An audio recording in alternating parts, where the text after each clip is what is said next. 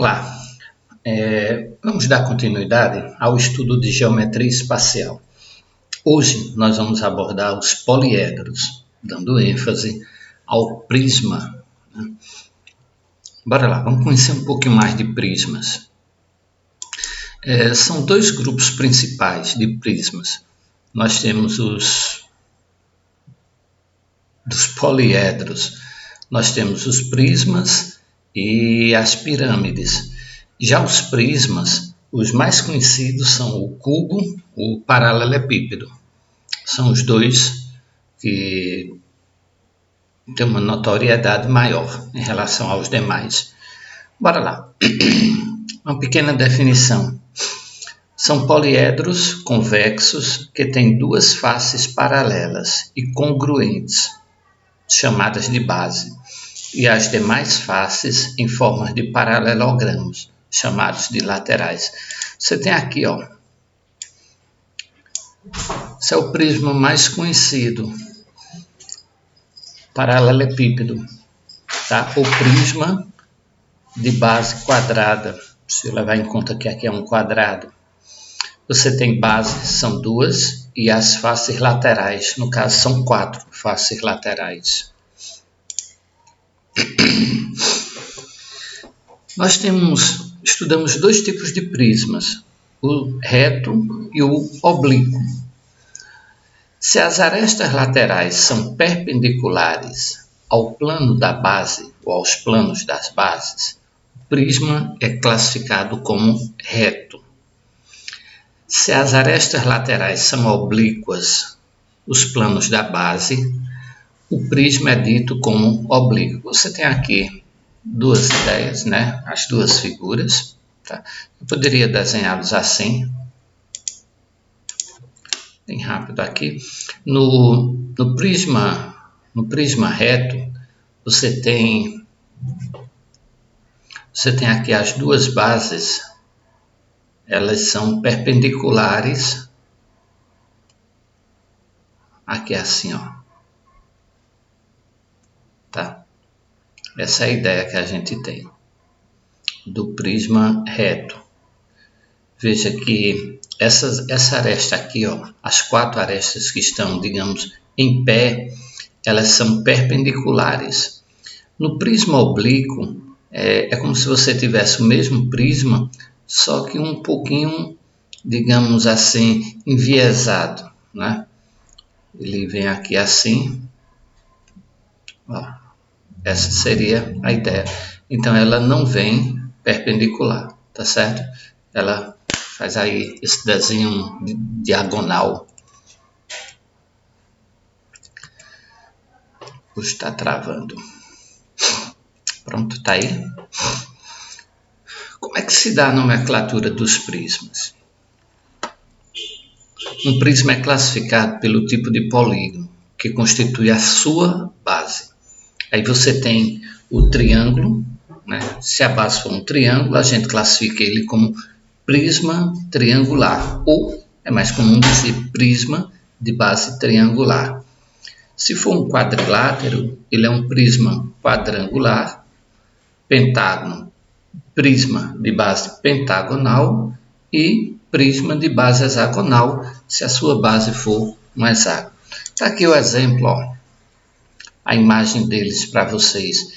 Prisma triangular, quadrangular. Vale a pena salientar que na questão do quadrangular, ele pode ser um quadrado ou um retângulo, tá certo? Base é um pentágono e o último aqui, a base é um hexágono, tá bom?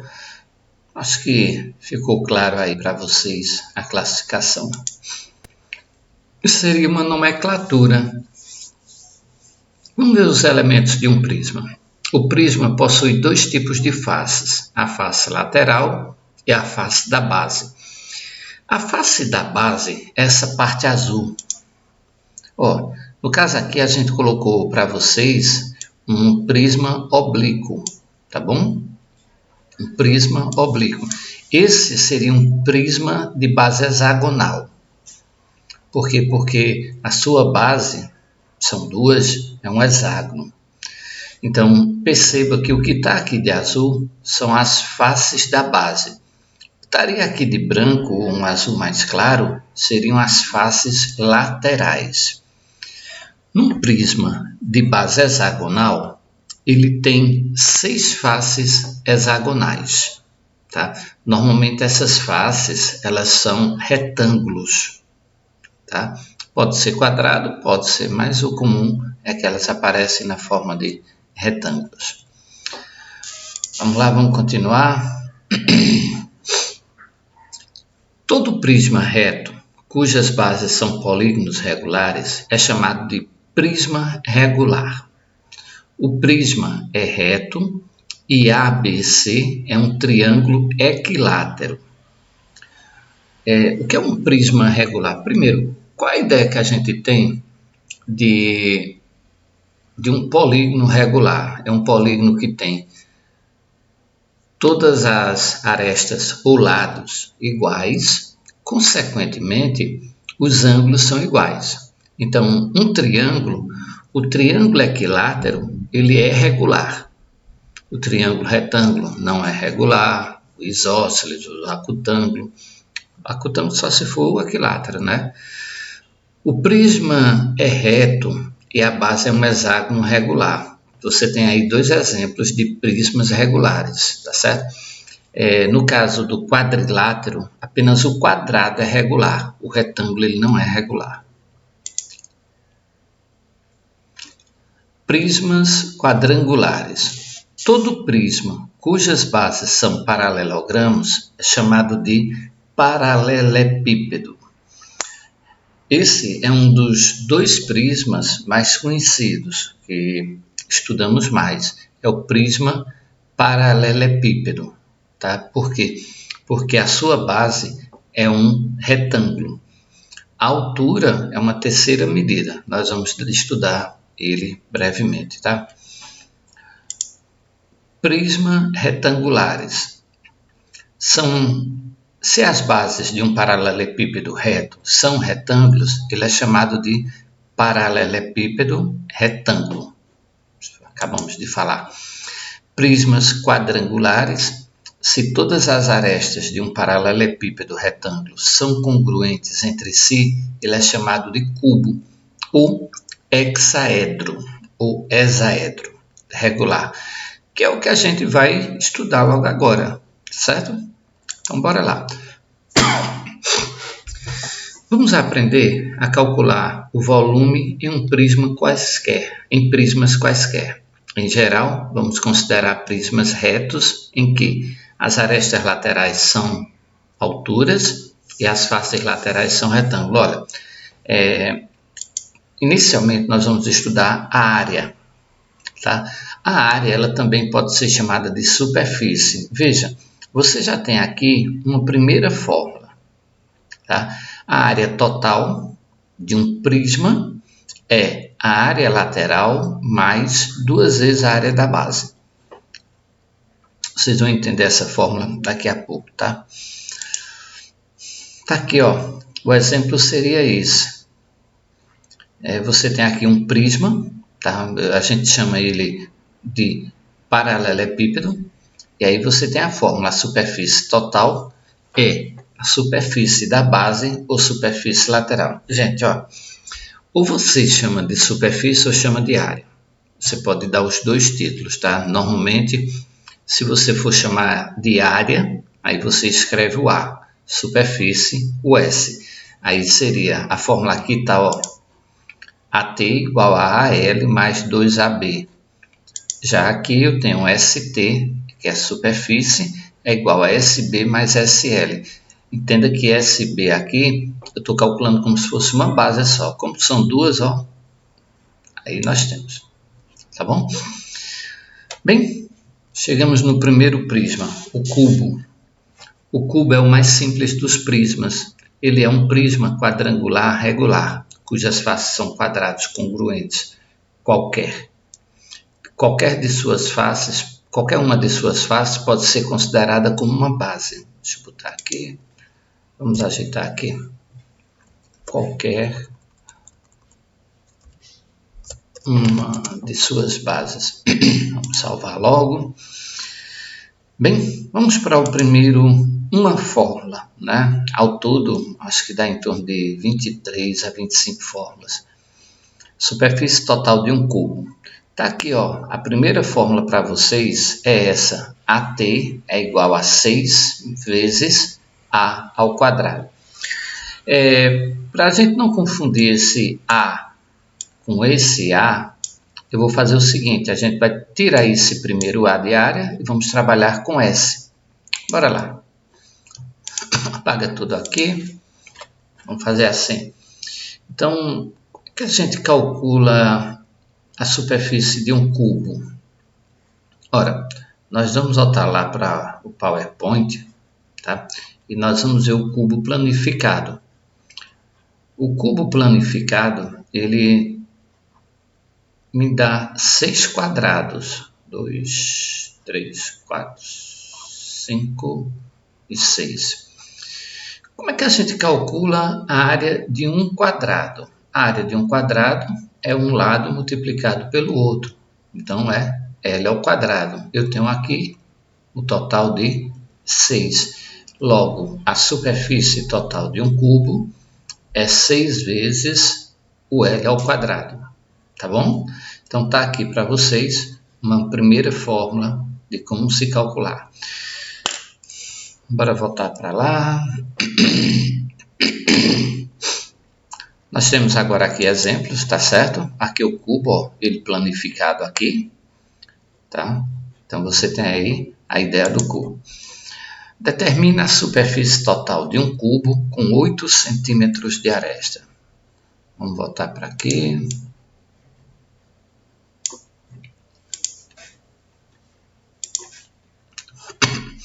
Bora lá. Primeiro exemplo. Cada lado mede, foi quanto? 8, 6, 8.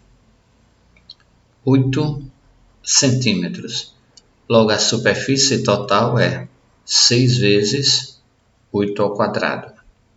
Superfície total é igual a 6 vezes 64. Superfície total é 6 vezes 4, 24. 36 mais 2, 38. Tá certo? Segundo exemplo. Pela quantidade de material qual a quantidade de material que se gasta para confeccionar um cubo de 5 centímetros? Você já tem aqui no vídeo, já está a resposta, ó.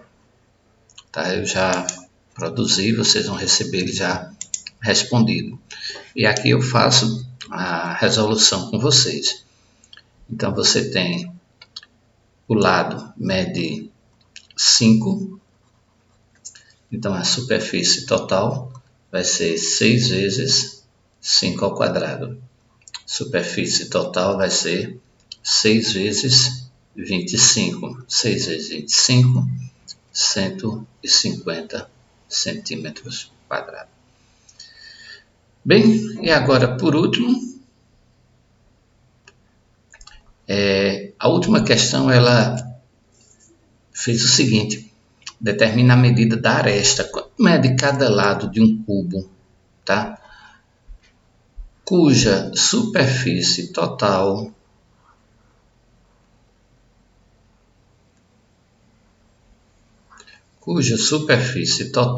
tá? Mede 96 centímetros quadrados. Então, a pergunta é o contrário das demais. É assim? Então, você tem aqui, ó,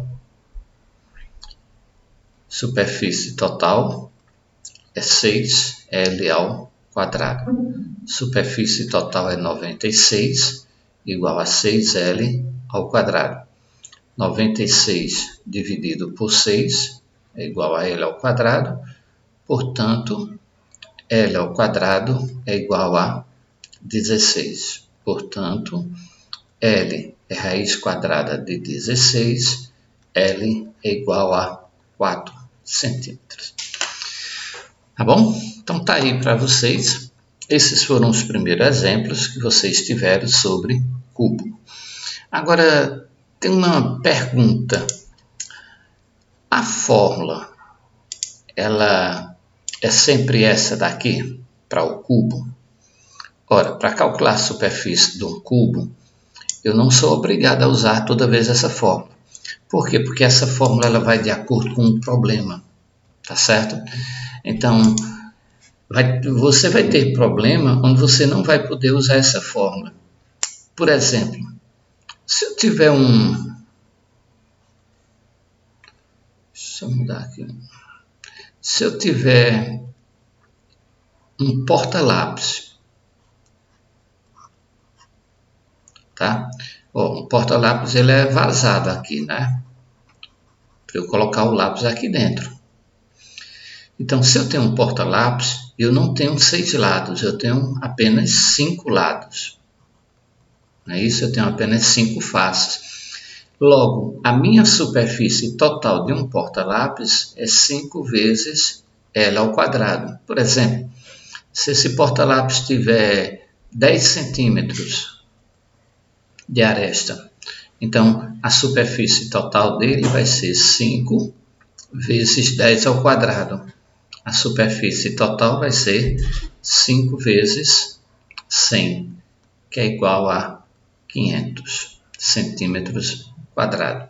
Diferente se usasse a fórmula original, que é 6. Isso daria 600. Tá certo? Deu para entender? E, por exemplo, eu quero confeccionar um nicho, né? Nicho é tipo uma prateleira. E esse nicho ele é decorativo, né? Você pendura na parede. Então você tem aqui um nicho, tá? No formato de um cubo. E eu quero que esse nicho ele não vai ter aqui a parte da frente, né? A parte da frente ela é vazada para eu colocar um objeto aqui dentro, tá certo? E a parte dos fundos que pega com a parede também é vazada. Então não tem a parte dos fundos. O que vai acontecer? O meu nicho ele vai ser 4 placas de madeira. Então, observe que essa fórmula daqui e essa não serão utilizadas. Se o meu nicho tem, eu quero fazer um nicho com 20 centímetros, eu gasto quanto de material? Então, para isso, eu vou ter o quê? A superfície total vai ser 4 vezes 20 ao quadrado. A superfície total, vamos botar aqui 10, para ficar semelhante ao anterior. Então, aqui é 10 ao quadrado, 4 vezes 100. Resposta, eu vou gastar 400 centímetros quadrados. Tá bom? Então, a fórmula original do cubo é essa daqui, mas aí nós vimos 2 situações em que nós usamos uma fórmula alternativa, de acordo com o problema. Muito bem, vamos voltar lá para o nosso PowerPoint. Fica aí a ideia para vocês. Até a próxima, hein?